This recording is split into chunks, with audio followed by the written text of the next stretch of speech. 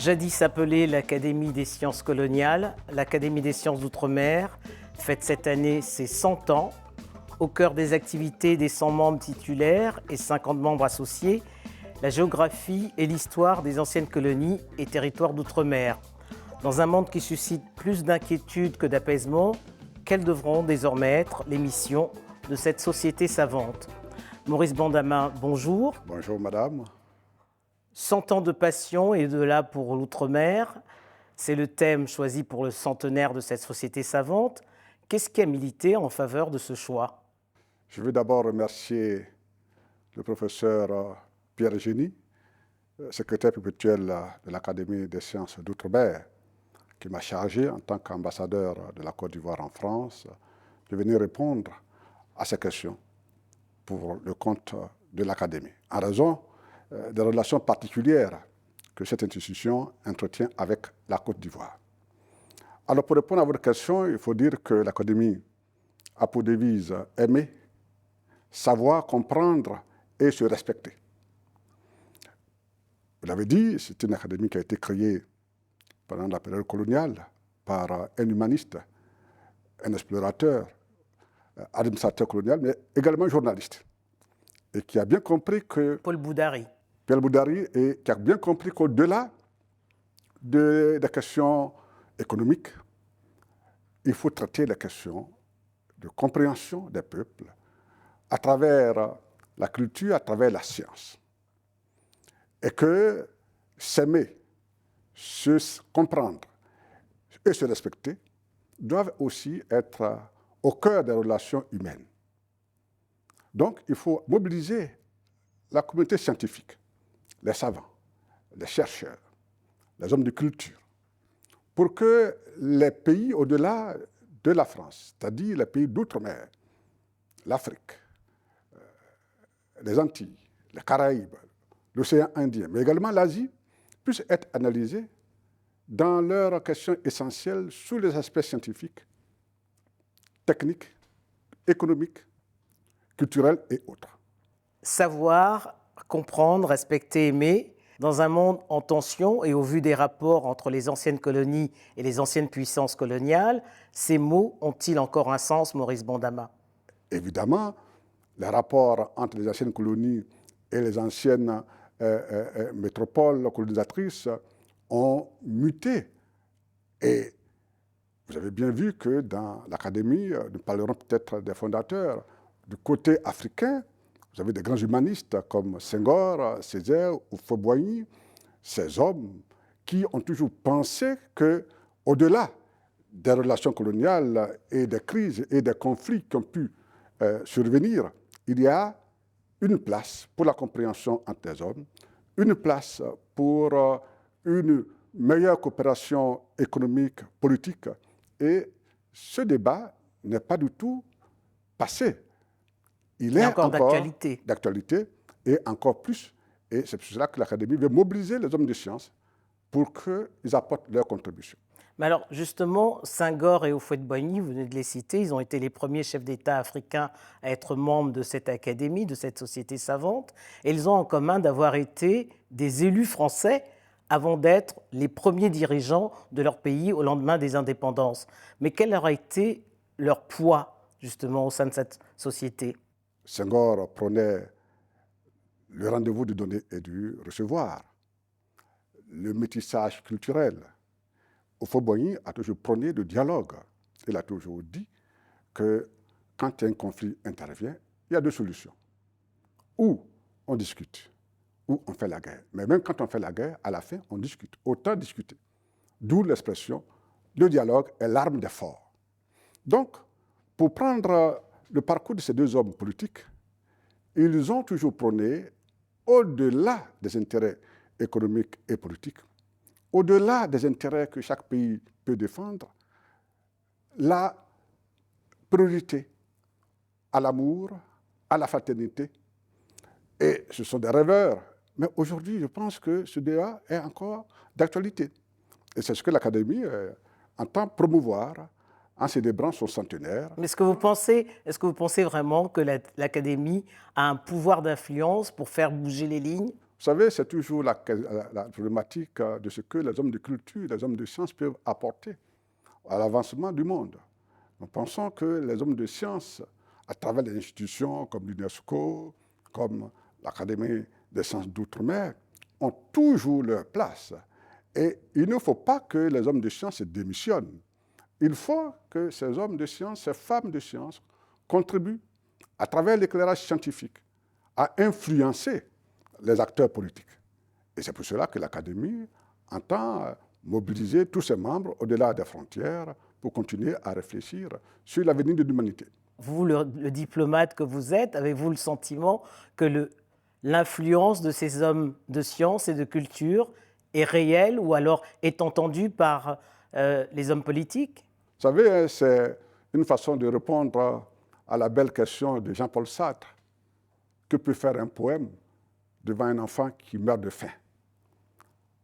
Mais c'est toujours utile que des hommes de science, des artistes, des hommes de culture parlent, agissent, influencent.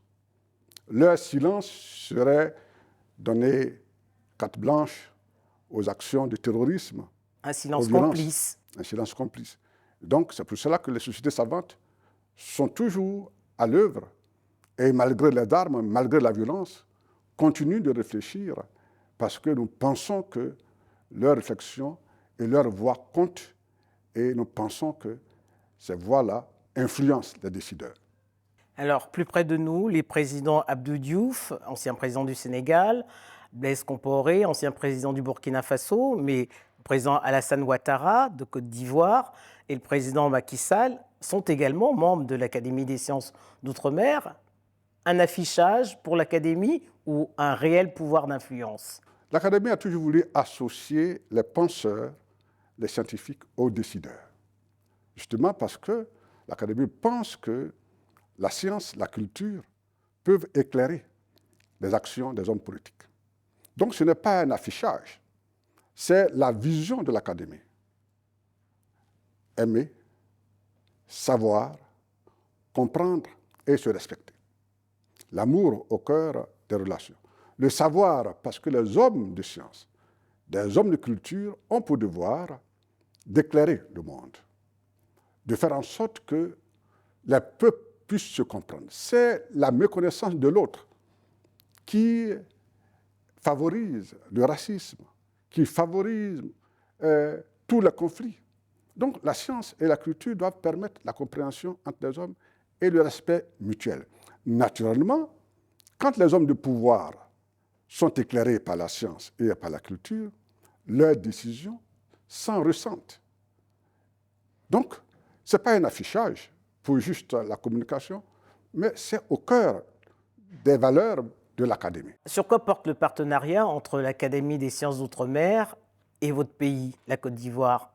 Vous avez bien vu que le président Houphouët-Boigny, premier chef d'État de Côte d'Ivoire, était membre associé de cette institution. Et l'Académie des sciences d'outre-mer a fait un grand honneur à la Côte d'Ivoire en dédiant la grande bibliothèque de cette institution au président Houphouët-Boigny. À son inauguration, en 2020, le chef de l'État, le président Alassane Ouattara, est venu pour parrainer cette inauguration. Et à cette occasion, il a été fait aussi membre associé de cette académie. Et quand le président Alassane Ouattara m'a fait l'honneur de me nommer ici, j'ai été invité par le professeur Pierre Génie, secrétaire perpétuel, à visiter cette institution. Évidemment, la bibliothèque qui porte le nom du président Houphouët-Boigny est une bibliothèque d'une richesse tout à fait impressionnante. Des documents rares sur le monde, sur l'Afrique, sur l'océan Indien. Et nous avons été frappés par l'absence d'une fréquentation suffisante de cette bibliothèque. Nous avons donc demandé, avec beaucoup de respect, un partenariat avec cette institution pour que les étudiants ivoiriens en France, les professeurs ivoiriens de passage en France pour leurs recherches, puissent avoir accès à ce fonds documentaire qui est d'une rare densité. Donc nous avons signé une convention avec l'Académie pour que les étudiants et les chercheurs ivoiriens puissent avoir accès à cette institution. Et nous avons également demandé, sollicité un partenariat entre l'Académie des sciences d'outre-mer et l'ASCAD, l'Académie des sciences, des cultures, des arts d'Afrique et de la diaspora de Côte d'Ivoire. Cette convention est en étude et nous sommes heureux que cette académie, dans ses membres actuels et actifs, compte d'éminents professeurs ivoiriens. La professeure Bakaïko Ly Ramata, actuellement ambassadrice de la Côte d'Ivoire à l'UNESCO, est membre de cette institution. Son prédécesseur, le professeur Denise Oufeboyi, qui était également ambassadrice de la Côte d'Ivoire à l'UNESCO, professeur d'université à Abidjan, à l'université Félix Houphouët-Boigny, également est membre. Le professeur Légré Okou de l'université Alassane Ouattara de Bouaké, également membre de cette institution. Pour citer que ceux-là. Donc, il y a des échanges dynamiques, productifs, entre cette académie et la Côte d'Ivoire. Une dernière question, Maurice Bandama, pour terminer. Face aux bouleversements que connaît le monde, quels devront être les défis et les missions de cette académie pour qu'elle reste crédible? Oui, c'est au cœur du centenaire qui va être célébré le 26 mai au Grand Amphithéâtre de la Sorbonne, là où cette institution a été créée il y a 100 ans. L'Académie entend mobiliser la communauté scientifique, mais également les hommes d'État.